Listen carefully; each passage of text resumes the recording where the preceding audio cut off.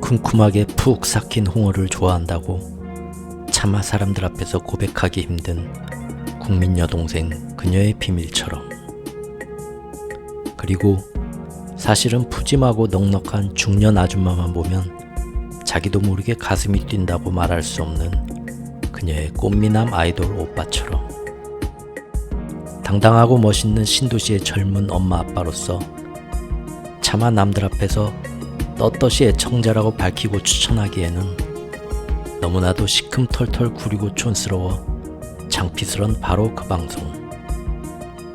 안녕하세요. 최후역회의 경제 이야기입니다.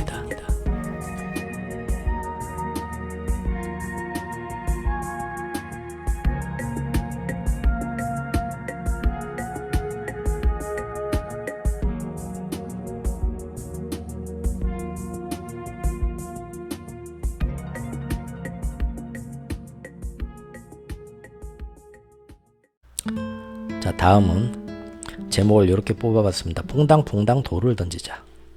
동요 아시죠? 누나 몰래 돌을 던지자. 냇물아 퍼져라 해가지고 마지막에 우리 누나 손등을 간지려 주어라, 이겁니다. 무슨 얘기냐면요, 미국에서 실리콘밸리부터 해가지고 실버게이트에서 빵 터졌어요. 이 수면 위에 동심원이 퐁당퐁당 던진 돌 때문에 저쪽 연못가까지 퍼져가지고 거기에 있는 누나의 손등을 간지러기까지 합니다. 일단은 유럽 쪽으로 퍼졌죠. 지금 이 CS 사태가 어떻게 되나 봐야 되고요. 유럽만 문제일까요? 다른 나라들은 또 어떨까요? 멀쩡할까요? 강 건너 불구경 해야 될까요? 저 미국 진짜 맨날 잘난 체 하더니 저 부채 위기대 언젠가 터질 줄 알았지. 뭔 지들이 뭔 용가리 통뼈라고 날마다 돈을 그렇게 찍어내더니 말이야. 안 그래? 아유, 저거 어떡하냐 이제 저기. 그래도 우리 혈맹이고 우방인데 말이야. 어떻게 밥이나 제대로 먹고 있나. 여보, 저기 신김치 남은 거 있지? 그거랑 저기 그 쌀이랑 좀 해봐. 싸봐. 이따 저기 퇴근하면서 좀 들려갖고 좀 줘야겠구만. 부잣집 걱정할 게 아니라고 했죠. 힘든 것 같아도 가보면요, 오늘 밤도 스테이크 썰고 있을 겁니다. 예. 신김치 잘 지져갖고 집에서 드시고요. 하지만 다른 나라들은 어떠냐 이거예요. 아무도 쉽게 자기 나라 은행이나 금융권에 이러한 똑같은 미국에서 방금 터진 것 같은 이런 문제가 있다고 먼저 고백하는 나라는 없죠. 고백하는 순간 모든 자본은 거기서 다 빠져나가고 환율도 덩달아 뛰면서 그 나라에 이런 뱅크런 오는 거 지금 봤죠? 뱅크런 올까봐 난리 났던 거. 그 나라에서 그런 공포가, 신용위기에 대한 공포가 퍼지는 순간 작살이 내기 때문에 먼저 문제 있다고 말은 절대 안 합니다. 하지만 이 사태를 보면서 지금 땀 흘리고 있는 나라들이 저는 많을 거라고 봅니다. 당장 CS가 잘 살아나지는 않아도 그래도 잘 버티고 있던 유럽의 CS가 지금 당장 이렇게 문제가 되잖아요.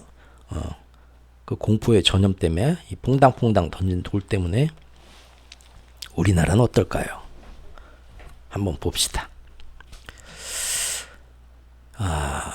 우리나라에도 지금 스타트업하고 벤처기업들이 있어요. 벤처캐피탈이죠. 예, 여기에 영향을 미칠 가능성을 배제할 수는 없더라. 특히 매출은 없이 외부 투자금을 토대로 해서 여러 가지 활동을 하던 기술 벤처들의 사업이 앞으로 지속 가능한지 지켜봐야 된다.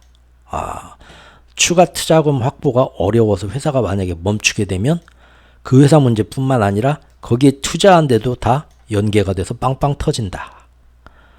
그래서 실리콘밸리 은행이, 미국의 실리콘밸리 은행이 스타트업 생태계에서 전 세계의 스타트업 생태계에 차지하는 비중이 워낙 압도적이다. 그렇다고 하네요. 그래서 이 은행의 파산이 실리콘밸리 뿐만 아니라 전 세계 스타트업계에 주는 충격은 자기 생각에는 다음 주부터는 서서히 수면 위로 드러날 것이다. 미국 정부에서 지원책을 발표했지만 그것은 예금자를 보호해 준다는 것이지 채권과 투자까지 전액 보전한다는 것은 아니다. 그렇기 때문에 벤처캐피탈과 스타트업에 시작해서 피해가 연쇄적으로 확산될 가능성이 있다. 그러면 벤처업 호황에 수혜를 입었던 주식시장에도 타격이 불가피할 것이다. 아까 보여드렸죠? 러셀 2000 같은 주가는 지금 나스닥 100은 올랐지만 엄청나게 떨어지지 않습니까?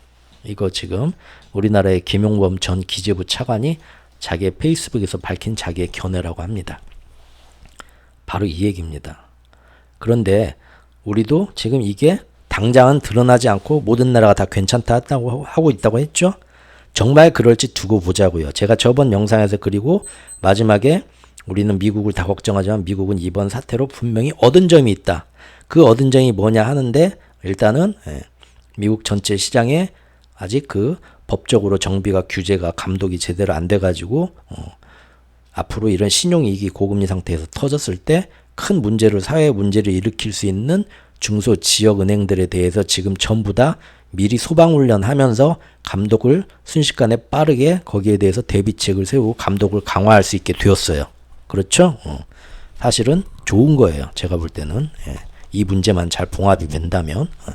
그리고 두 번째는 전 세계에 연결된 스타트업과 벤처사업 계열에 연관된 이 실리콘밸리 은행에 이런 문제가 생기면서 그거하고 연관된 다른 나라의 이 여파가 어느 정도 미치고 얼만큼 그 다른 나라들을 흔들어 놓을지 전술핵에 제가 비유를 했었죠. 그 데이터를 모을 수가 있다. 그래서 결국은 미국은 이번에 멀쩡해지고 앞날도 준비하게 되지만 다른 나라들은 이것 때문에 더 힘들어지고 다음번 진짜 신용위기를 빵 터뜨릴 때 어떻게 됩니까?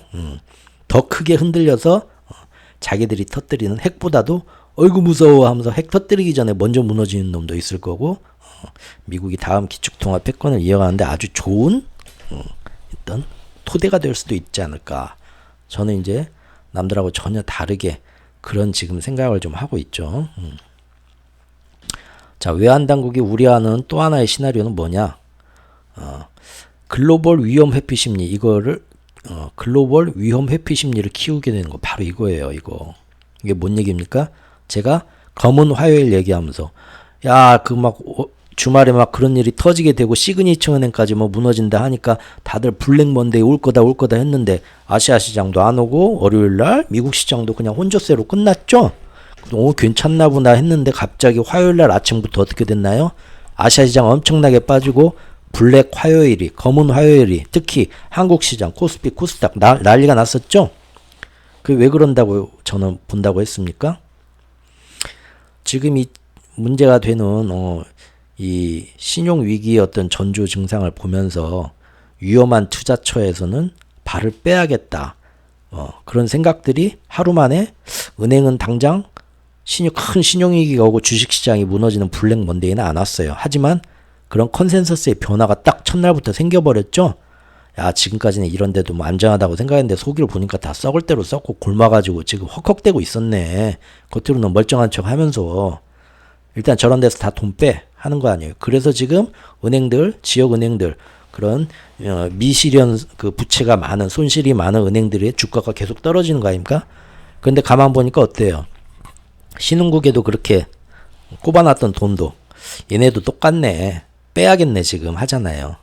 그래서 우리나라에서 그렇게 아시아에서 뻥뻥 빠지면서 검은 화요일이 왔다고 저는 본다고 했잖아요.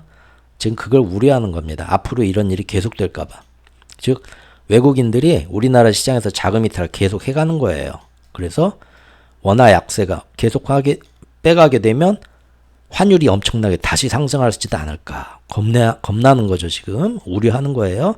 실제로 외국인이 우리나라에 대한 채권 투자 자금이 3개월째 빠져나가고 있어요.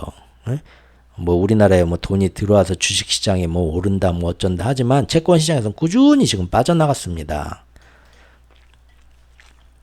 그러면 어떻게 됩니까? 채권 시장에서 돈이 빠져나가면 우리나라 채권을 사주는 사람들이 국제적으로 없다는 거고 그러면은 어떻게 해야겠어요? 이자 더 많이 준다고 호객행위해야 그나마 사주니까 국채 금리가 올라가는 거고 우리나라 회사채 금리는 다시 올라가는 거고 그러면 작년에 회사채 파탄 나가지고 우리나라 뭐 휘청했던 것처럼 그 일이 다시 올 수도 있는 거죠. 작년에 한번 그런 충격을 받아서 그것을 막아보겠다고 체안펀드 조성하고 지금 1월, 2월 엄청나게 지금 우리 돈 들여서 노력하고 있는데 지금 이번에 실리콘밸리 은행이 터져가지고 우리가 어떻게 됐습니까? 앞으로 이 조치를 좀 더 시장 안정화 조치를 계속 또 연장해야만 하는 분위기예요. 근데 언제까지 연장할 수 있을까요? 우리나 다른 나라나 다 기축통화국이 아닌데 연장한다는 건 뭡니까? 미리 예산 땡겨갖고 돈 더 땡겨가지고 이거를 좀 돈으로 막아보겠다고 틀어 막는 거잖아요. 근데 앞으로 더 땡겨서 더 틀어 막아야 되죠? 오랫동안. 그럼 어떻게 되는 거예요? 재정 부채는 계속 악화되고 건실해지지 못하는 거죠. 건전성은 떨어지고.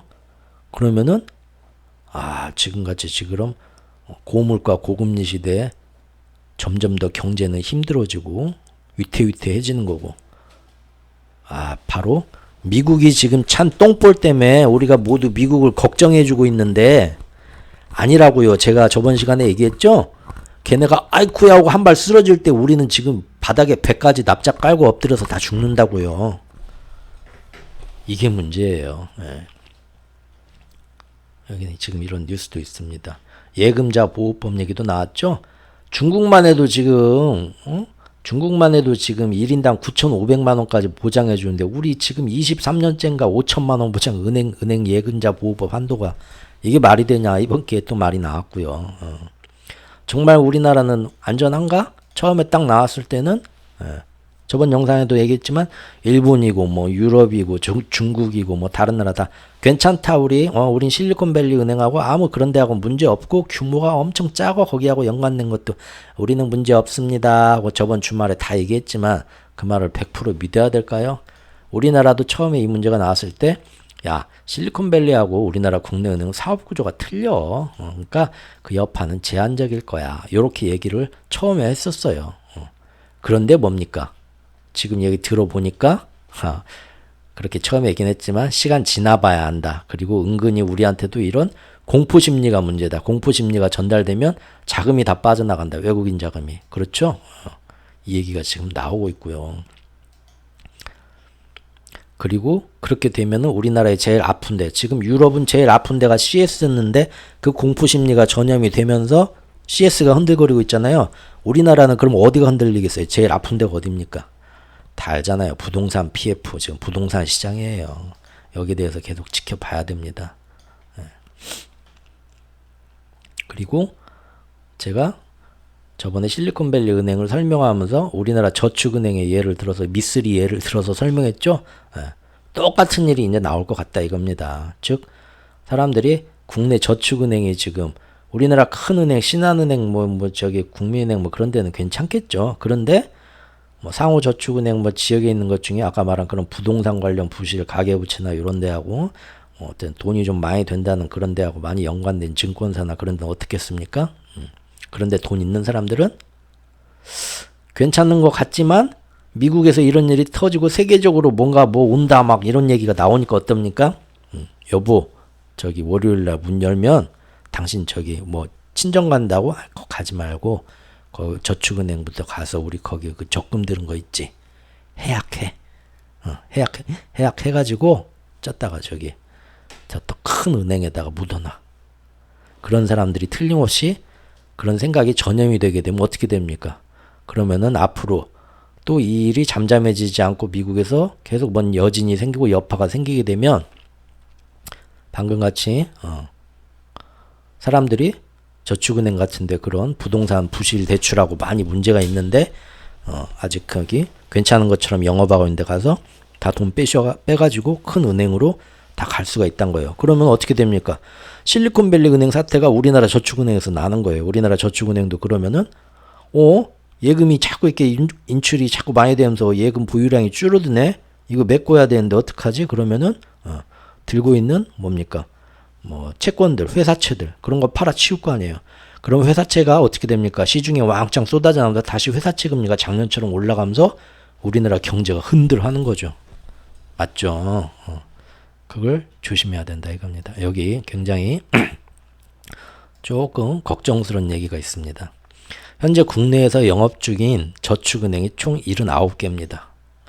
국내 저축은행이 수익성을 보강하기 위해 매입한 유가증권 규모는 2022년 3분기 작년 3분기에 5조 5천억인데 이것은 불과 2년 전인 2020년에 비해서 77.8%나 증가했다는 거예요. 이번 코로나 시기에. 그러면서 전체 자산 증가율도 거의 48%다. 와, 실리콘밸리 은행하고 비슷하죠. 실리콘밸리 은행도 뭐 40년 됐다고 하지만 걔네들이 뭐 전체 그 미국 은행 규모에서 16위다 자산 규모가. 원래 그렇게 큰 애들 아니에요. 작았는데 이번 그 코로나 사태 때 터지고 나서 무한 양적 완화 시대에 어마어마한 그 유동성의 힘을 받고 빵빵 터지는 그런 위험한 그 리스크가 큰 회사들에 투자하고 하면서, 그러면서 얘네들이 그때 자산 규모가 엄청나게 늘어난 거예요. 똑같아요. 우리나라 저축은행도 지금 이 정도예요. 평가 손실액이 똑같습니다. 이거 지금 계산을 안 하고 그대로 묻어놔서 그러지, 실리콘밸리처럼 어쩔 수 없이 그 손해본 자산들을 매각해야 될 위치가 지금 그런 상황에 처하게 되면 그렇게 터질 저축은행이 우리나라의 79개 업체가 다 터질 수도 있다 얘기예요. 똑같죠? 이런 걸로 지금 미국이 다 데이터가 지금 미국한테 들어가는 겁니다. 그래. 그러면서 미국은 자기들 찌그마한 은행들은 이번 기회에 다 다시 보강하고요. 이거 미국 걱정할 일이 아니죠. 지금 자꾸 시간이 갈수록 보니까. 어떻게 보면은 미국은 이번 기회에 소방훈련 확실히 하고 방패막이 다 하고 자체 정비하는데, 우리도 따라서 정비하겠다. 다른 나라들도 우린 기축통화국이 아니잖아요. 돈이 어디 있다고 지금. 힘듭니다. 언급했듯이 미국은 이번 사태로 오히려 자국의 허점을 발견하고 그걸 보완할 기회를 얻게 되었고, 더불어 타국의 금융과 신용 부실을 한 번 더 부각시켰다. 당장 지금 다른 나라에서는 어떤 효과가 나는지 아직은 말이 없어요. 그러지만 유럽은 지금 CS 어마어마하게 흔들리고 있고요. 잘 됐죠 지금? 왜? 유럽이 그동안 제 국제정세 글을 이제 블로그에서도 보신 분들은 알겠지만 얼마나 깝죽됐어요. 마크롱 슐츠부터 해가지고 바이든 속을 긁어놨죠. 레오파드 탱크 가지고도 막 지금 이랬다 저랬다 밀당하면서 그 안에서 지금 왜 죽어났어야 되는데 갑자기 겨울이 따뜻해지면서 얘네가 완전 그 에너지 위기가 겨울에 안 오게 되면서 기가 살아버렸죠. 그래갖고 실제로 주식시장도 유럽이 제일 잘 나갔고요. 2월 초까지만 해도 2월 중순까지만 해도 그랬는데 지금 요 일로 흔들어 놓게 되니까 지금 유럽은 속이 터지고 미국은 야 우리가 그러고 싶어서 그랬냐. 야 불난 거는 우리 집이야. 지금 우리가 어떻게 내가 무슨 설마 내가 지금 이걸로 뭐 니네 흔들어 놓으려고 야 그런 생각하는 건 아니겠지. 할 말 없죠. 은행 예치금을 충분히 가지고 있지 않은 상태에서 예금 인출이 몰리게 되면 만약에 우리나라 같은 저축은행 같은 데서 그러면 증권이나 채권 같은 자산을 팔아야 하는 은행들은 좀 불안할 것이다. 이것은 미국분의 문제가 아니라 사실은 여타 어느 나라 선진국 신흥국에서 다 충분히 될 수 있는 문제인데 다들 쉬쉬하고 있다고 저는 봅니다. 지금 다시 한번 지금 미국 내에 현금을 인출해 가겠다는 뱅크런은 미국이 어떻게든 막아내겠다 의지를 보였어요. 그렇죠? 다 예금자 보호하겠다. 그러니까 실질적인 금융위기는 막아내겠다 이거예요. 한번 막아내나 봅시다. 하지만 그로 인한 공포의 전염은 이미 세계로 퍼져나갔어요. 그래서 주가들이 흔들흔들 하는 거죠. 세계인 모두가 우리처럼 미국 사람이 아닌데도 미국의 일을 보고 지금 마음을 먹게 되는 건 뭡니까? 여차하면 각자의 나라에서 자산을 좀 더 안전한 곳으로 이전시키거나 그런 식으로 해서 뱅크런을 가속화해서 금융권에 부담을 줘서 더 나라 경제가 흔들리게 될 그런 준비는 이미 되어버렸다 이거죠. 이게 바로 퐁당퐁당 돌을 던진 효과예요. 정말 무섭네요. 미국이 방구 한번 끼면 우리가 날아가나요? 전부 다. 이제 그리고 이 여파가 실제로 세계 각국에 어느 정도 충격을 줄 뻔했는지도 차근차근히 미국 입장에서는 그 데이터가 모아지겠죠. 이 셋이 모여서 지금 또 삼선짬뽕 시키려고 또 하고 있네요.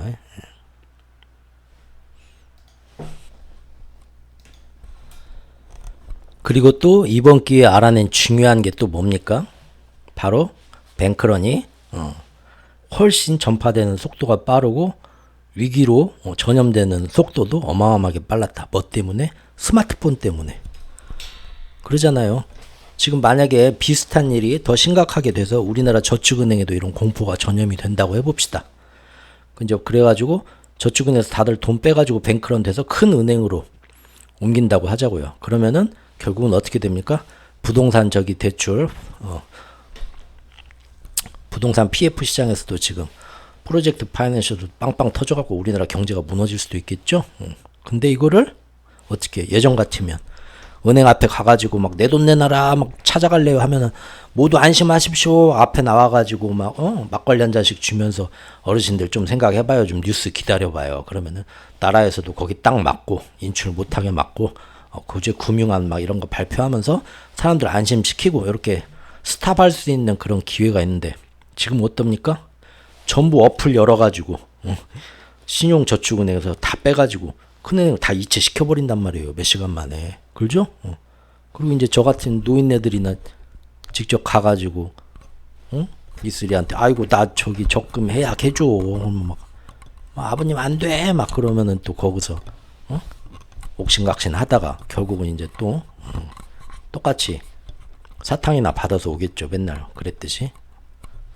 이번에는 이제 대신 홍삼 캔디 대신 뭐 알사탕 같은 거 좀 받아오겠죠. 어쨌든 막을 수 없다는 겁니다. 그럼 앞으로 우리나라도 좀 대책을 세워놔야 되지 않겠어요? 이런 경우를 대비해서 어떤 대책을 세워야 될까요? 일단 이런 일이 터지게 되면 그 뱅킹 앱부터 다 막아놔 버려야지. 손가락질 못하게. 안 그래요? 웃긴 얘기 같지만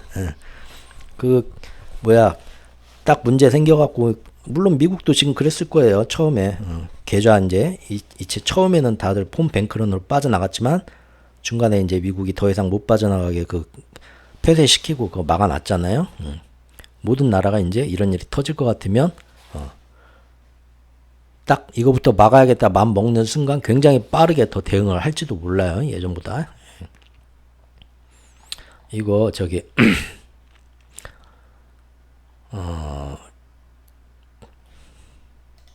일단 제가 저번에 한번 댓글을 이렇게 봤는데 항상 저기 좋은 댓글 달아주시고 이렇게 재미없고 길게 되는 방송을 다 들어주신다는 분들한테 너무 감사합니다. 저도 길게 하는 거 힘들고 너무 지금 목이 아픈데 왜 자꾸 말이 이렇게 되는지 너무 모르겠네요. 그리고 이렇게 제 딴에는 열심히 쉽게 설명하려고 하는데도 또 이해하기 힘들어서 이 긴 내용의 또 일부분을 여러 번 반복해 들었다는 분도 간혹들 나오셔요. 너무 죄송스럽습니다.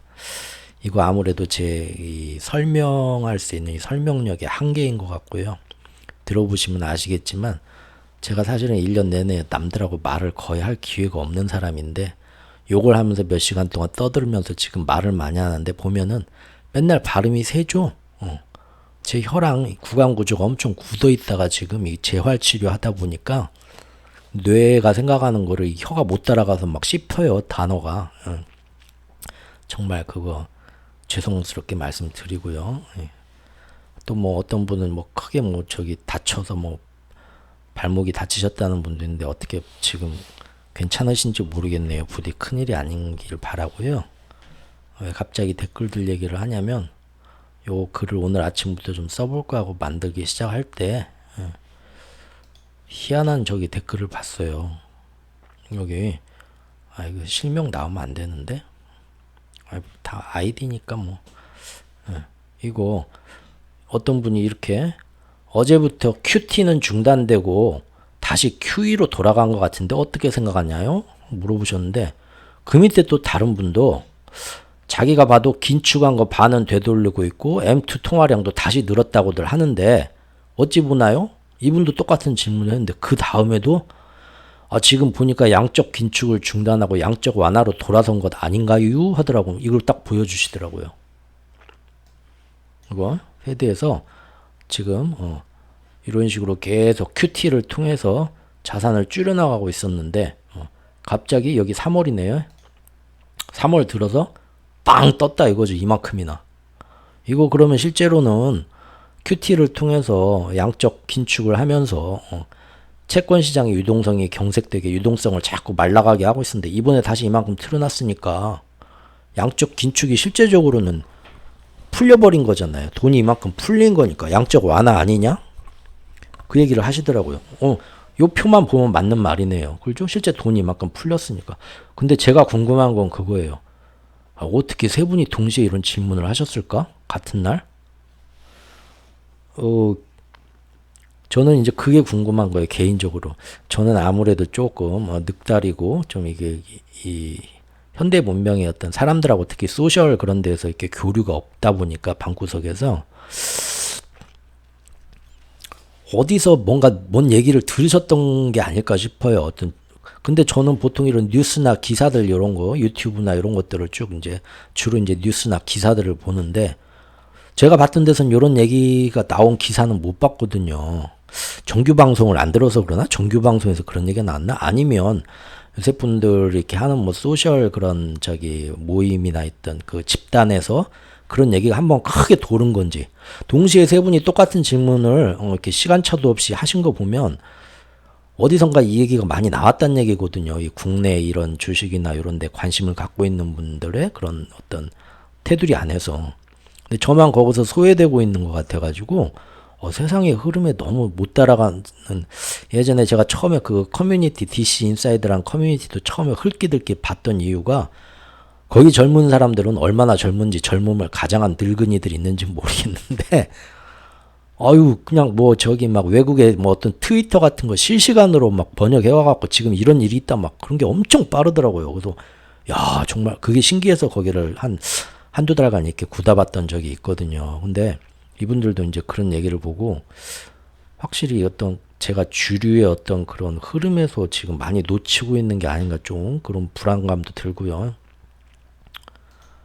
이렇게 늘었단 말. 큐티가 아니라 큐이잖아요. 제가 항상 저번 영상에서 큐티 때문에 지금 이런 일들이 터지고 있다는데 이렇게 되면은 일들은 지금부터 좋아지는 거 아니냐. 그리고 오히려 큐티가 아니라 큐이니까 어떻게 됩니까?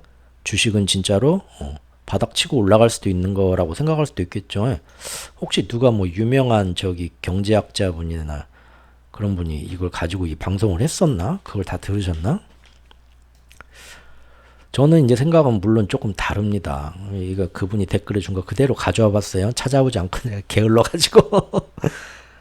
이게 제가 알기로는 이 돈이 어디서 풀린 거냐면요. 절대 연준이 지금 뭐 큐티를 중지하거나 뭐 그런 건 아니죠. 채권 시장에서. 단지 뭡니까? 이거 대출이에요, 대출. 어떤 대출 해줬습니까?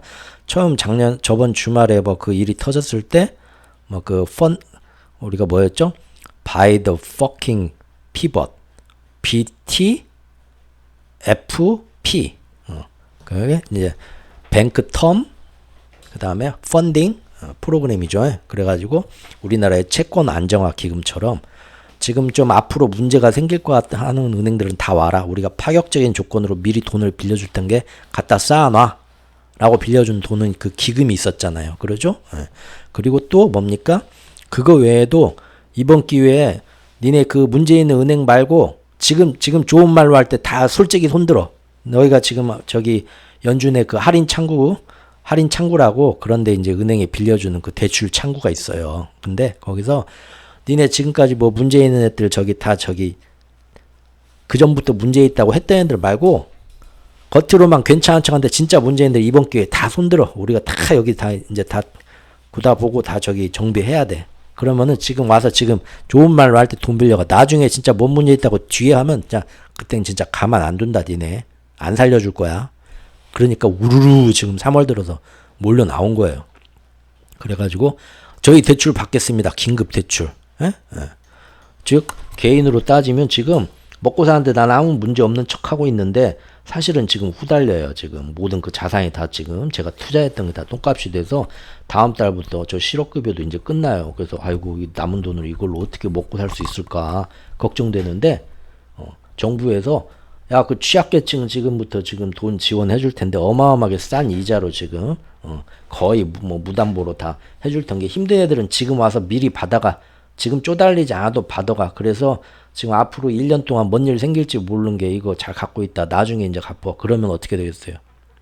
저도 신청한단 말이에요.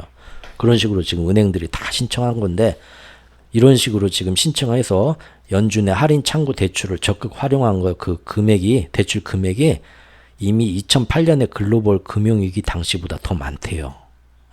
즉 단기 자금 경색을 겪지 말라고 연준이 마련해준 비상 창구인데 요거를 지난 10일에 실리콘밸리 은행이 파산하게 되니까 다른 은행들도 야, 앞으로 우리한테도 이런 유동성 위기가 전염되기 전에 미리 준비하자. 마침 저기 해준댄다. 여기서 하니까 우르르 달려가가지고 다 돈 땡긴 거죠. 결국은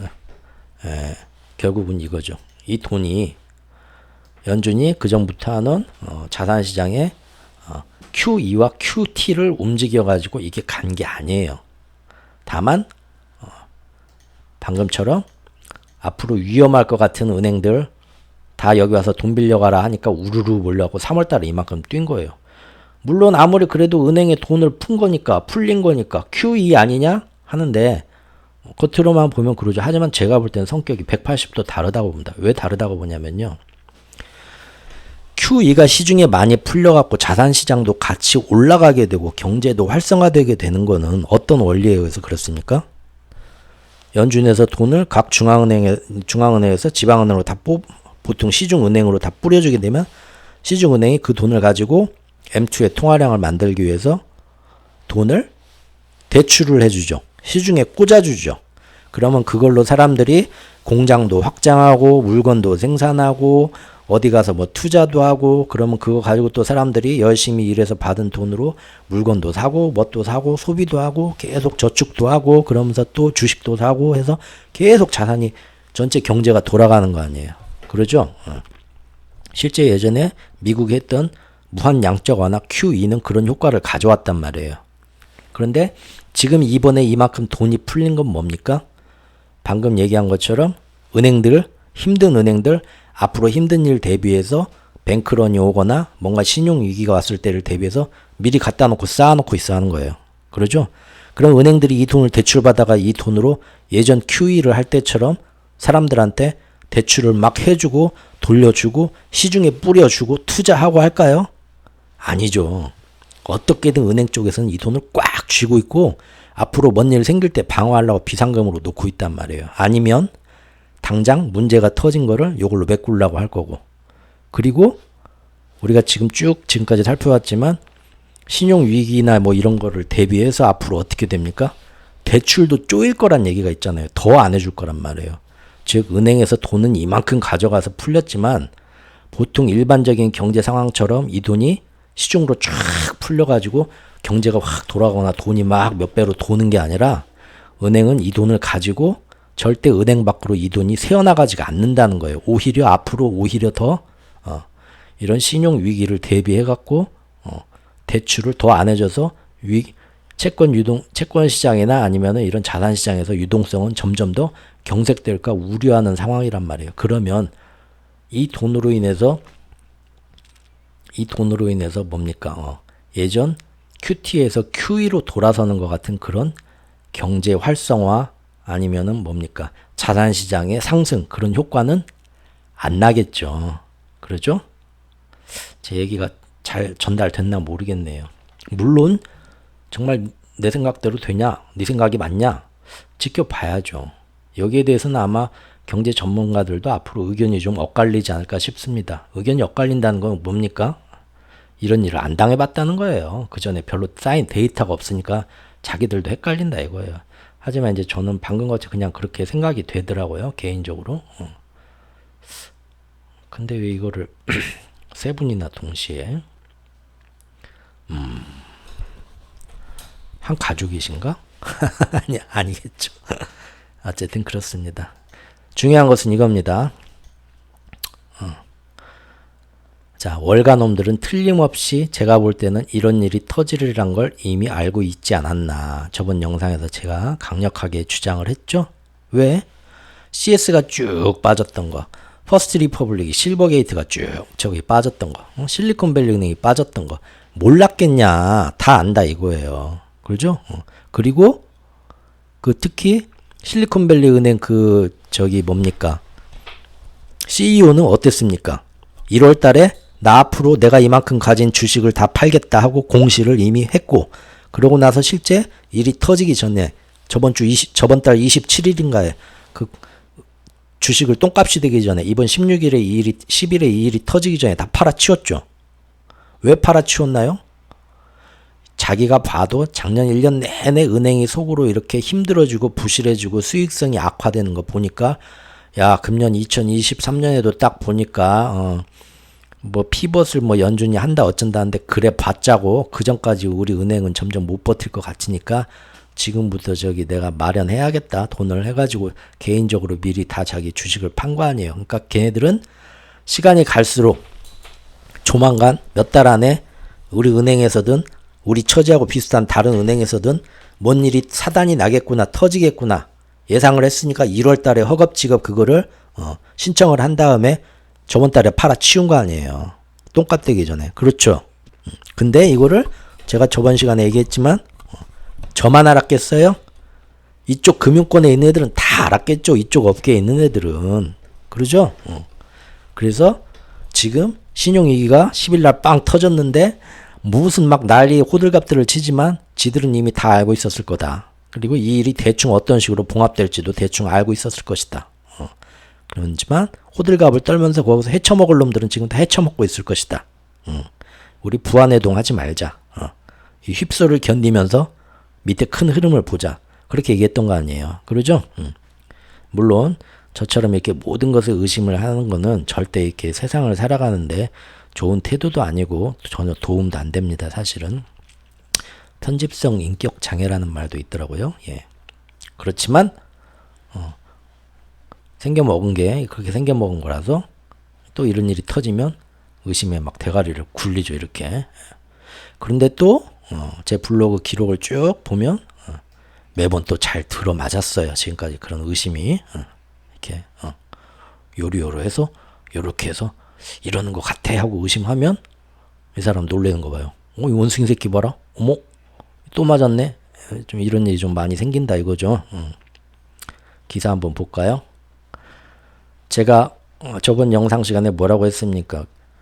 얘네만 알았을까요? 다른 그러면서 그 실버게이트 은행 CEO가 주식을 다 팔아치웠다는 소식을 전하면서 제가 틀림없이 다른 놈들도 다른 은행 놈들도 다 들고 있던 주식 지금까지 열심히 팔아치웠을 겁니다. 얘기했죠. 그러고 나서 바로 그 다음날 기사가 뜬 기사가 이거예요.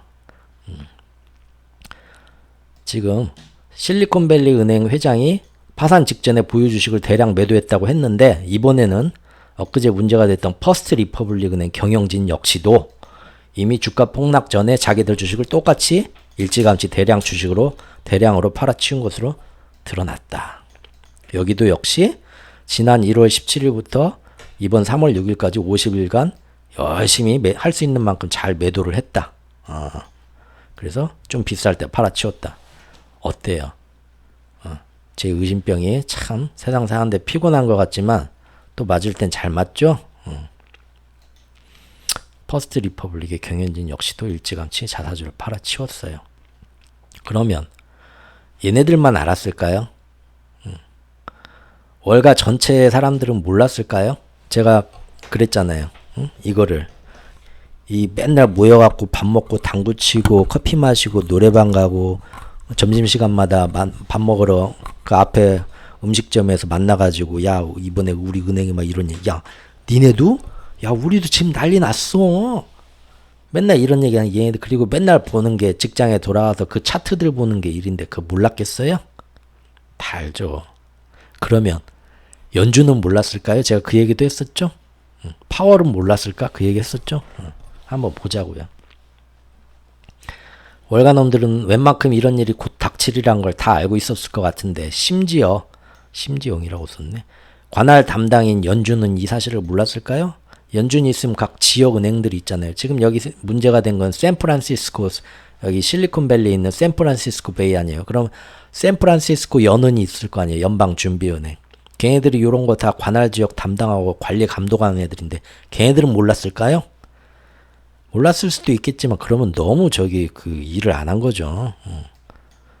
그리고 그 전체 또 지역에 있는 지역은행들의 그 연방준비은행 위원장들이 전부 다 또 모여가지고 파월한테 그 얘기를 안 했을까요? 파월이 몰랐을까요?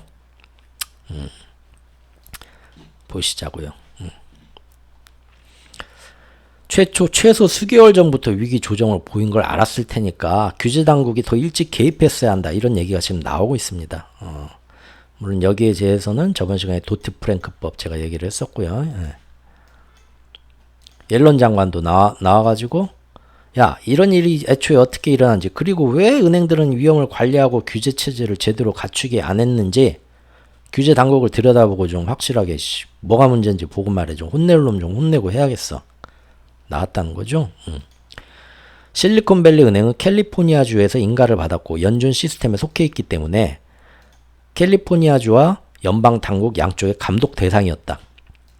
이는 규제 당국이 얼마든지 실리콘밸리 은행의 재정 상태를 평가하고 또 은행이 재정 건전성을 강화하도록 감독 권한을 행사할 수 있었음을 의미한다. 연준과 실리콘밸리 은행을 관할하는 샌프란시스코의 연방준비은행이 이러한 실리콘밸리 은행의 폭발적인 성장과 보험 적용이 안 되는 예금의 높은 비중, 대출 시도 등 엄청난 이러한 위험 신호들 잘 포착했어야 했는데 왜 못했냐? 실제로 보니까 이미 작년 말에 실리콘밸리 은행은 최후의 유동성 확보 수단으로 여겨지는 연준의 재할인 창구에 와가지고 정말 힘듭니다 하고 가장 많은 금액을 빌려갔었다. 그런데 연준이 야, 너 잠깐 거기 서봐. 너 뭔 일 있어. 나한테 확실하게 다 털어놓고 너 어떻게 해야 할지 좀 상의해보자. 그런 거 안 했다. 그거죠.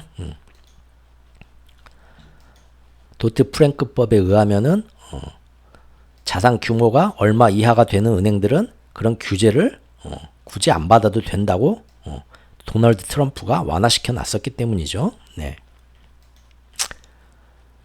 그리고 실제 실리콘밸리 은행 CEO가 그런 로비를 벌였었고요. 예. 자, 샌프란시스코 연은은 지난해 초에도 이미 지난해 초입니다. 1년 전으로 거슬러 갑니다.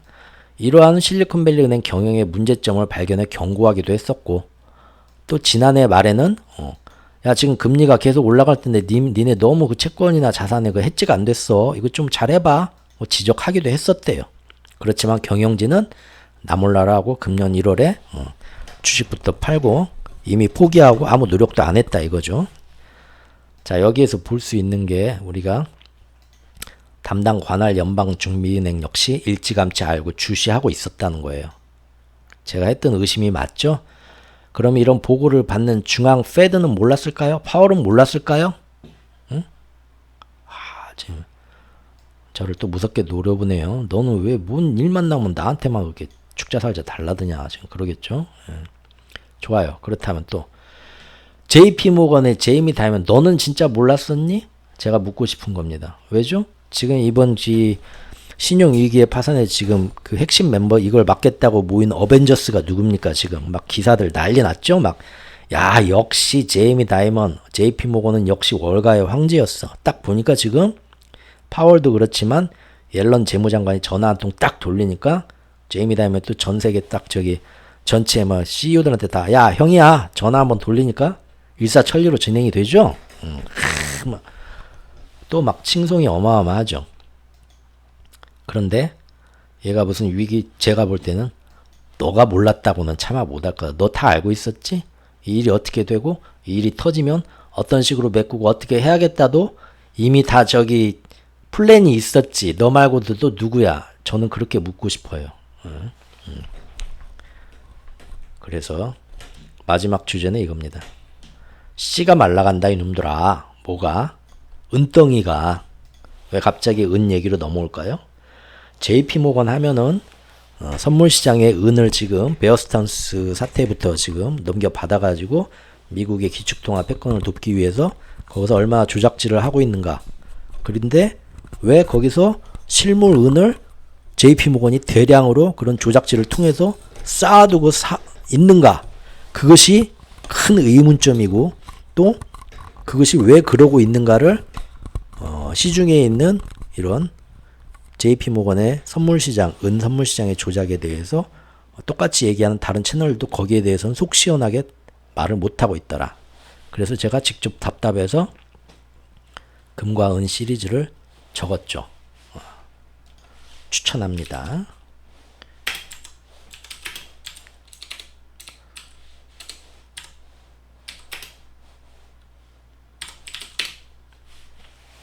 금과 은 시리즈. 그래서 그 얘기를 하는 겁니다. JP모간 하면은 은이니까요. 희대의 역작, 저주받은 걸작, 바로 최욱후의 금 그리고 은 시리즈입니다. 물론 잘 팔리는 책은 아닙니다. 제가 뭐 책으로 내놓은 것도 아니지만 재미가 없어서겠죠. 제가 드리고 싶은 얘기는 그겁니다. 그때 금은 시리즈 중에서 비교적 1, 2, 3부가 재미없어 못 읽겠다 하시는 분은 4부부터 읽으셔도 큰 무리가 없을 겁니다. 보면은 제가 금은 시리즈 4부에서 그때 이제 그 이야기 형식으로 풀으면서 실제로 지금 여기가 어디입니까? 런던이나 시카고의 금 선물 거래소에서, 여기는 런던이네, LBM은 런던인데 거기에서 저기 뭡니까? 실물 은괴의 양이 갑자기 2022년 들어서 어마어마하게 지금 하반기부터 지금 줄어들고 있다. 무섭게 줄어들고 있다. 이거 제가 얘기했었죠. 예. 그래서 실물 은이 줄어드는데 실물 은 생산도 지금 못하고 있다. 광산에서 은광산이 따로 있는 건 아니에요. 예. 주로 금을 캐는 금광산에서 부속물로 지금 은도 섞여 나오는 건데, 그런데 은의 수요는 어마어마하게 해마다 폭증하고 있다. 특히 반도체, 전기차, 태양광 그런 데서 환경, 뭐 에너지 그런 데서. 그런데 지금 난리가 났다. 그래서 은 가격은 이미 하늘로 올라가 있어야 되지만 이거를 기축통화를 달러를 위상을 높이기 위해서 10년 전부터 JP모건이 10몇 년 전부터 쭉 눌러오고 있다. 쭉 설명을 제가 다 거기서 했습니다. 금은 시리즈에서.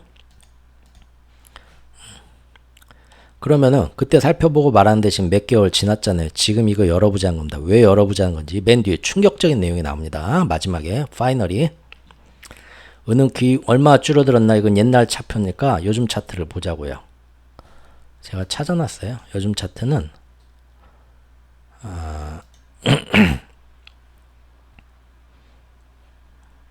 여기 이제 시카고 머티리얼 저기 시카고 CME 그룹에 가가지고 선물 저기 상품 거래소에서 이렇게 볼 수 있는 건데, 영어로 졸라 복잡하죠. 저도 이런 거 모릅니다. 여기도요, 마찬가지인데 실버 은에 대해서 이거 모르죠. 잘 저기 돼 있는 기사를 갖다 보자고요. 여기 이제 마침 이런 기사가 있습니다. 그래가지고 바로 어제 나온 기사입니다. 3월 18일 기사인가? 따끈따끈한 기사인데 어제 나온 기사네. 3월 18일에 쓴 기사입니다. 영어로 돼 있죠? 이게 딱 띄워놓으면 저 굉장한 사람 같죠? 야, 이 방구석에서 세계 경제를. 아닙니다. 저도 이렇게 구글 번역기 돌립니다. 이 페이지 번역하기 쭉 나와요. 이거 제가 다 링크 걸어놨으니까 혹시 관심 있으신 분은 한번 들여다보시기 바랍니다. 그런데 적격 등록은 이게 뭔 말인가 할 건데, 이거 이제 금은 시리즈를 보신 분은 그래도 조금 이해되는데 도움이 될 겁니다. 제가 한번 설명을 드리겠습니다. 현재 이렇게 됩니다. 아까 여기 요 차트에서 은 보유량이 이렇게 줄어들었다면서요. 지금은 얼마큼인지 그 이후로 몇 달 동안 더 줄어들었는가 볼까요? 이렇게 됩니다. 이만큼 줄어들었고 그 이후로도 어마어마하게 줄어들었어요. 줄어들어가지고 여기서 지금 요새는 이렇게 지금 횡보하고 있습니다. 그래? 어쨌든 더 늘어나진 않아요. 은 생산돼서 들어오는 것도 없고 하니까요. 예. 그래서 예전보다 역사적으로 지금 굉장히 많이 줄어든 상태에서 가고 있습니다. 문제는 뭐냐? 여러분, 문제는 이겁니다. 요거는 금이고요. 오늘은 은만 얘기하겠습니다. 예. 왜냐하면 은 선물 시장을 100% 조작하는 게 JP모건이고요. 금은 상대적으로 그보다 좀 덜하죠. 그런데 금하고 은 가격은 항상 같이 가기 때문에, 같은 섹터이기 때문에 금은 시장을 조작하고 싶다 하면은 JP모건이 은 시장을 조작을 하는 겁니다. 그럼 금이 뒤에 좀 따라와요. 시간차를 두고. 그래서 금은 가격은 뭐가 올랐다 하면 올라고 내렸다 하면 내려고 항상 똑같이 갑니다. 네. 그런데 아까 우리가 얼핏 살펴봤지만 이번 지금 며칠 사이에 아웃퍼폼 한 거를 사람들이 금만 보는데 보니까 은이 몇 프로 더 많이 뛰어 올랐죠. 예. 요런 게 좀 있는 겁니다. 어디 여기서 봐야지. 이제 중요한 건 뭐냐면요.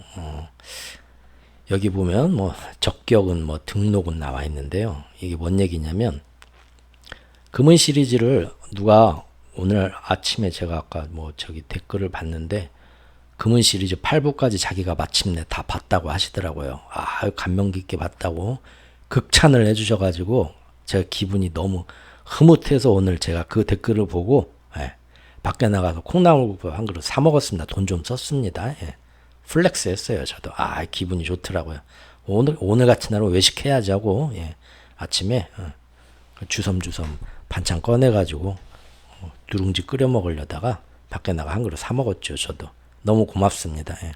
제가 그 중요한 뭐 지식들 경제 지식들도 몰랐던 정말 어디에서도 설명 안 해주는 금은시장의 숨은 그 생리와 비밀들도 얘기하지만 거기에 또 동시에 눈물 없이 볼 수 있는 애절한 또 로맨스가 있죠. 예. 알아주신 분 복 받으시고요.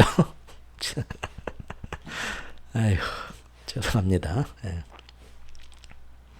중요한 건 그런데 은시장에는 실제 은이 지금 별로 없어요. 근데 그걸 가지고 은으로 ETF를 거래하죠. 페이퍼은입니다. 페이퍼은. 근데 ETF는 뭐 시장의 거래는 잘 아시겠지만 어떻게 됩니까? 레버리지로 거래를 해요. 우리 주식 거래하고 비슷하죠. 실제 은은 한 덩이밖에 없는데 요거를 20배, 30배로 뻥튀기 시켜가지고 서로 ETF에서 거래를 할 수 있게 만듭니다. 맞죠? 그런데 자꾸 창고에 들어와야 되는 거래의 근거가 되는 실물 은의 양은 지금까지 역사적으로 계속 쫄아들고 있고 없어지고 있다는 거죠. 시중에 전 세계 지구에서 은이 점점 생산이 안 되는데 산업적으로 더 많이 쓰겠다고 가져가고 있고 전 세계 은이 지금 사라지고 있다는 겁니다. 한마디로 예, 우리가 이렇게 거래를 할 수 있는 은이 예. 그런데 그것을 거래를 하려면 적격은이라고 해서 등록을 하고 이것을 내가 어느 정도 저기 거래를 해갖고 ETF나 이런 걸로 재미를 봤으니까 나 이제 ETF 그만하고 카지노에서 칩 가지고 하는 거죠. 돈은 이제 맡겨놓고 근데 칩 가지고 하다가 이제 돈은 20만 원만 맡겨놔도 카지노는 이제 몇십 배 뻥튀기 해서 이제 노름을 할 수가 있어요. 근데 이제 가가지고 돈 이만큼 해가지고 찾았으니까 칩을 이제 100만 원어치 딴 걸 가져가서 이거 주고 야 저기 내 그 맡겨놓은 저기 그 진짜 그 20만 원하고 이제 칩으로 딴 저기 80만 원하고 합쳐갖고 100만 원 주세요 하면은 아이고 돈 많이 따셨네요 사장님하고 100만 원을 줘야 되는 거예요.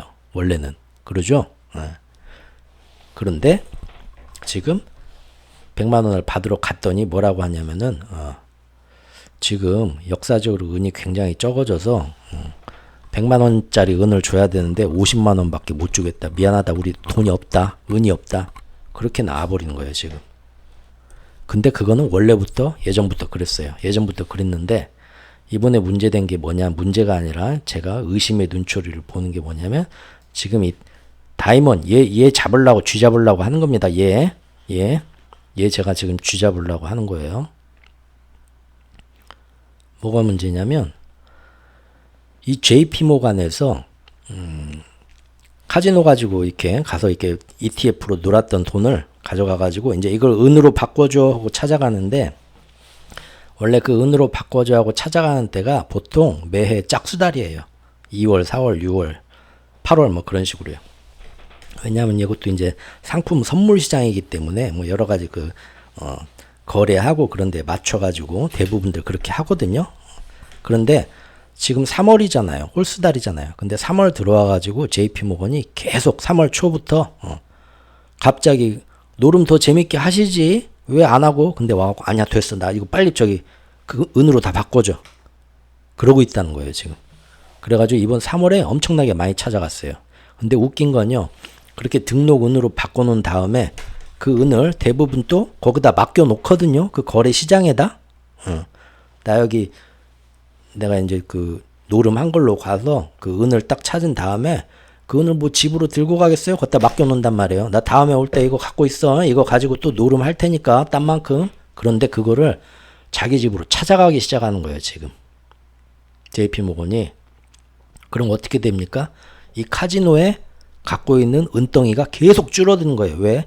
사람들이 여기서 노름에서 딴 만큼 그 은을 계속 자기 집에 들고 가겠다고 찾아가니까. 그럼 어떻게 됩니까? 점점 그 카지노에서 사람들이 와가지고 나 돈 이거 엄청 땄으니까 이 칩 다시 돈으로 은덩이로 바꿔줘 하면은 100만 원어치 줘야 되는데 그러지 않아도 지금 은이 없어갖고 50만 원어치밖에 못 주는데 앞으로는 어떻게 돼요?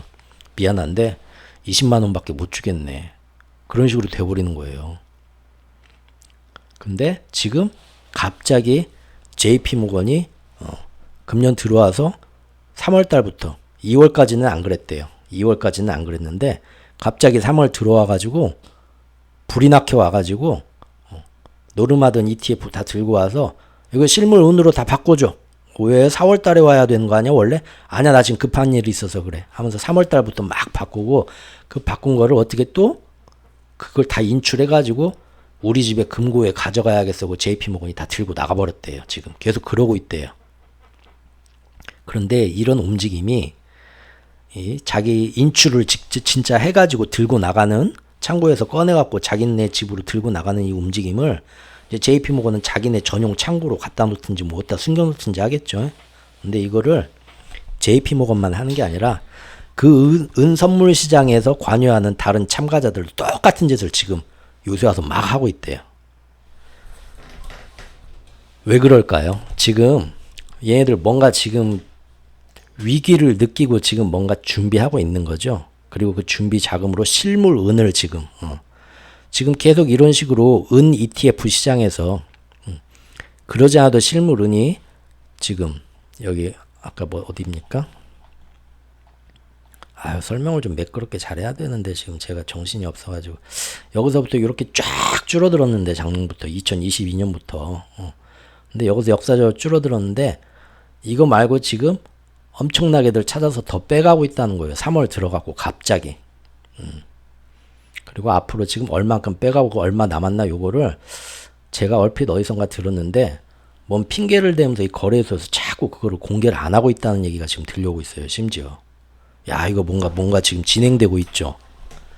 3월 초부터 그리고 JP모건만 그런 게 아니라 소문이 어떻게 퍼졌는지 모르는데 다른 애들도 와서 나도 저기 그거 왜 항상 저기 은을은 여기다가 맡겨놨었잖아. 나 지금 찾아가야 돼.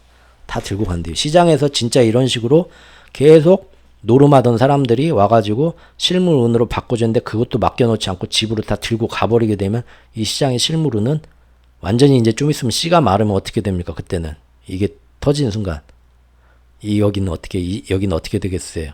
카지노는 작살 나는 거죠. 파산 나는 거죠.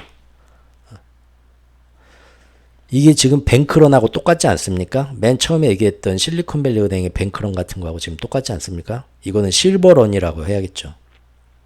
은행에 와가지고 이 은행에 실제 들어있는 돈은 요만큼밖에 안 되는데 그걸 레버리지로 뻥 튀겨서 이걸로 대출도 해주고 뭣도 해주고 통장에다가 이게 빵빵빵빵 실제 그 돈은 있지도 않은데 찍어가지고 경제가 돌아가는 거 아닙니까? 은행 사업이. 예. 그런데 전부 다 와가지고 야, 내 돈 찾아갈래 돈을 찾아가니까 이 은행에 지금 이 카지노가 돌아가려면 최소 돈이 이만큼 있어야 되는데 이것보다 돈이 줄어들게 되면 어떡합니까?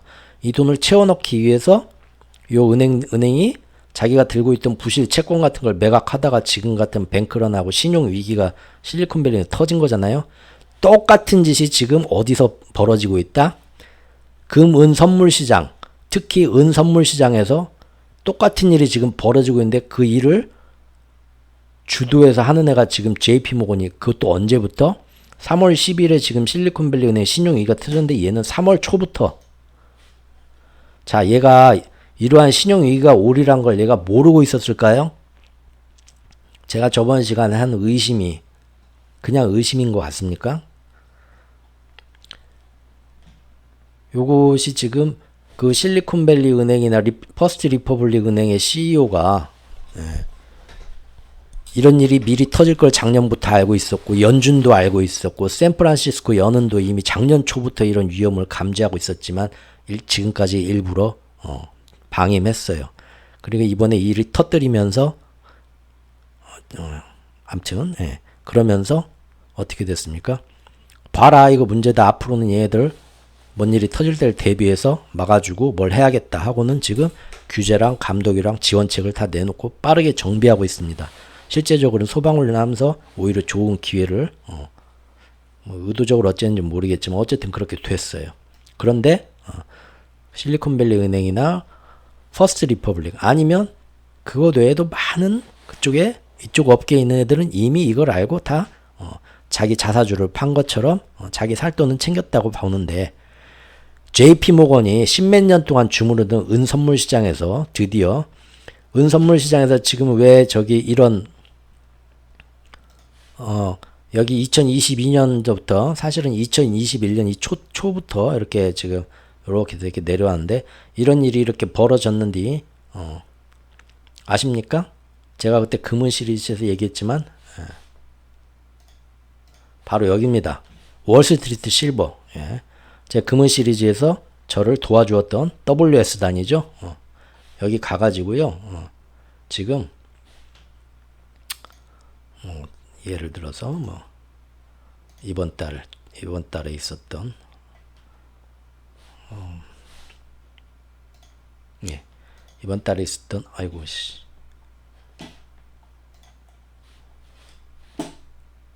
중요했던 게시물들 이렇게 보면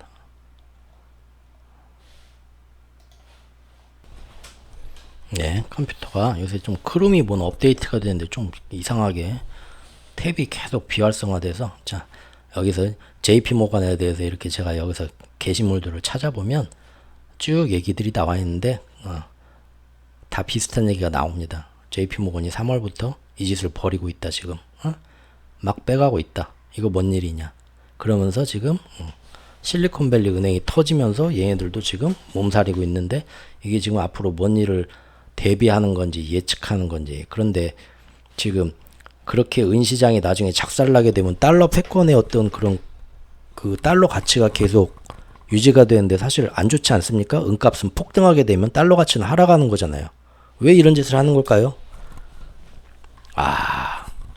아니면 정말로 앞으로 큰 신용 위기가 의도적으로 터뜨릴 거라 생각을 하고 그때를 준비해서 지금 뭔가 또 새로운 변곡점을 만들기 위해서 찾아가기 시작한 걸까요? 알 수가 없습니다. 하지만 중요한 건 뭡니까?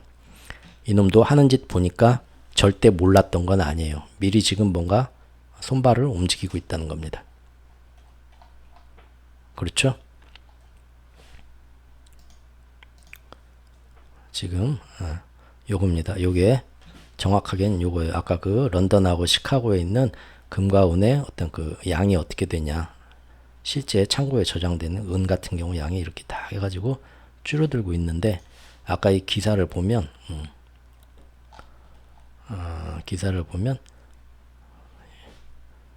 지금 뭔가 이 등록은이 자꾸 줄어든다. 이게 뭔 얘기냐면은 JP모건부터 해서 여러 지금 단체들이 거기 기관들 관여하는 애들이 그 카지노에서 딴 돈을 계산을 딱 한 다음에 자기 계좌에 그대로 넣어놓고 또 다음번에 와서 노름하려고 하는 게 아니라 다 내 은 내놔하고 다 인출해서 다 찾아가가지고 이게 엄청 줄어든다는 얘기거든요. 이거 지금 뭔가 지금 벌어지고 있죠. 그러면 은 가격은 어떻게 됐을까요? 은 가격은 아까 보면 차트상에서는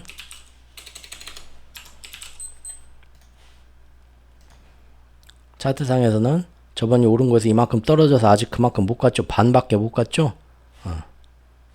반밖에 못 갔지만 은 가격은 이게 오늘 건데 KPMAX에서 제가 한번 이렇게 다른 데는 이 법정 화폐가 아직 그 재고가 없어서 안 나와 있는 데도 많더라고요. 이런 데 보면 개당 다시 4만 원으로 올라 있습니다. 실물 은은 프리미엄이 붙는다고 했죠. 지금 얼마입니까? 은 가격이 온스당 22달러 22.605네요. 그러면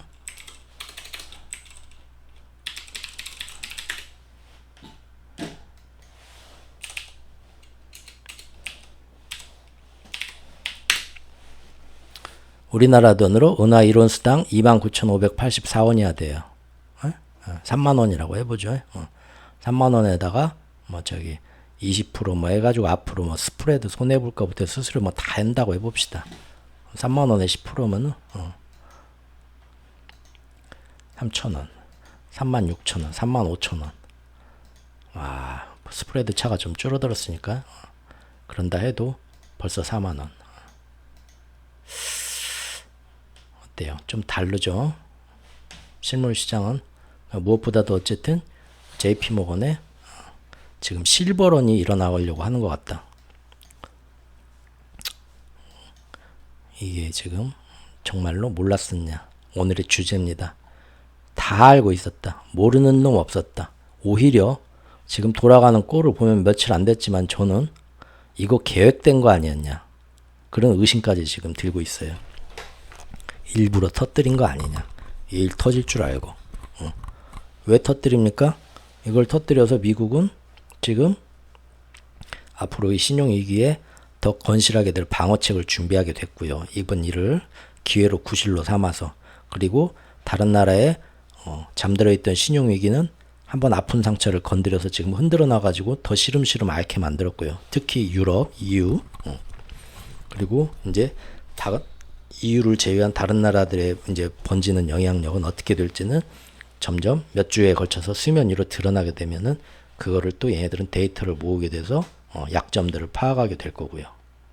그리고 그 와중에 지금 정말로 다음번 신용위기 때 뭘 준비하는지 모르겠는데 JP모건이 갑자기 예정에도 없는 3월인데 벌써부터 현물은을 마구마구 그거를 직접 인출해서 들고 나가기 시작했고요. 자, 이거 뭔가 단순히 뭔가 뭐 신용위기 뱅크런을 얘도 뭐 준비했다? 실버를? 근데 실버는 아까 얘기한 것처럼 금은이지만 기축통화하고 굉장히 달러하고 연관이 있는 거기 때문에 서로 역상관계로 그거를 들고 빠져나간다는 거는 일반적인 우리가 생각하는 자산의 뭐 안전을 위해서다라고 생각하기는 힘들죠. 여기까지입니다. 이게 골드런, 실버런, 지금 금은 시장에서 또 한 번 이상한 움직임이 미리 나왔고 이것은 정말로 앞으로 이 BF단, 요 못된 놈들 금융 배후 세력들이 정말로 앞으로 뭔 일을 획책하고 있는 것인가, 이들의 계획은 어디까지인가, 참 따라가기 어렵다. 정말로 다시 한번 세계 경제의 붕괴를 가져오고 미국만이 홀로 일어서려는 이런 무서운 음모를 획책하는 일당이 정말 제 생각처럼 있는 걸까요? 아니면 이 모든 것이 그저 한 마리 유인원의, 한 명 유인원의 머릿속에서만 존재하는 뇌내 망상일까요? 모르겠습니다. 오늘 또 긴 얘기 들어주신 몇 분 안 되는 지구에서 선택받으신 분들이고요. 감사드립니다. 오늘 저녁에는, 밤에는 한번 좀 굉장히 촌스럽고 오래된 노래지만 이 노래 한번 들어보시면 어떨까 해서 제가 한번 배따라기 노래 한번 가져와 봤습니다. 그날 밤 바다는 잠들었어 라는 노래인데 일단 파도 치는 밤바다를 생각하면서 한번 들어보시면 어떨까 해서 갖고 왔고요. 그리고 또 너무 긴 얘기 들어주신 분들한테 미안해서 죄송해서 제가 선물로서 이 해가 지는 이 바닷가 이 낙조라고 하죠. 서해안이 이쁘다고 하지만 사실은 우리나라에서 제일 아름답다고 하는 낙조가 진도에 있는 세방낙조가 아주 유명한 데입니다. 제가 이거를 2017년도에 제가 가서 직접 찍은 영상인데요. 한 5분짜리 영상인데요. 소리는 뭐 별로, 음악 깔아놓은 거고요. 요것도 한번 구경하시라고 제가 한번 가져왔습니다. 이따 저녁에 토요일이니까 뭐 와인이나 맥주 한잔 집에서 탁 하시면서 드라마 낄낄대는 예능도 좋지만 옛날 촌스러운 음악 한번 들으시면서 이 진도의 세방낙조 가보신 분도 계시고 아직 안 가보신 분도 계실 겁니다. 특히 서울 사시는 분들은 이게 워낙 이 남쪽 끝이라서 웬만해선 가기 힘드실 거예요. 근데 이게 우리나라에서 제일 아름다운 낙조입니다. 세방낙조. 근데 제가 가서 찍은 건 한번 구경 한번 해보시고요. 한 가지 이 낙조에 대해서 말씀드리면 잘 모르시는 분들이 많더라고요.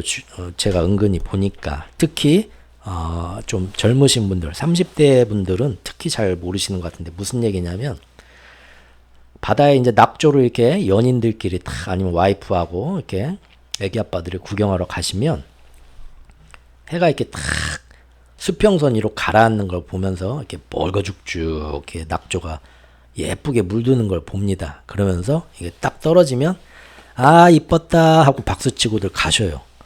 아 그게 아닌데 낙조는 그게 아니에요. 그거 왜들 그렇게 크니 정말 그거 안타까운 일입니다. 낙조는요 떨어져 가지고 이게 해가 이렇게 수면 위로 가라앉아 갖고 이 빨간 노을이 끝나는 게 이게 낙조가 아니에요. 진짜 낙조는 뭐냐면요 떨어지고 나서 시작합니다. 이 밑으로 떨어지고 나면요 그때부터는 어떻게 되냐면 이 수평선 밑으로 해가 가라앉잖아요. 근데 저 수평선 뒤로는 아직 해가 안 지고 있을 거 아니에요. 저쪽 이 지구는 둥그니까. 근데 거기서 나온 햇빛이 이제 여기서는 직접적으로 빨간 빛을 쬐지만 저 수면 밑으로 넘어가게 되면 거기서 나온 햇빛이 요리 와가지고 이쪽에 구름에 반사돼요.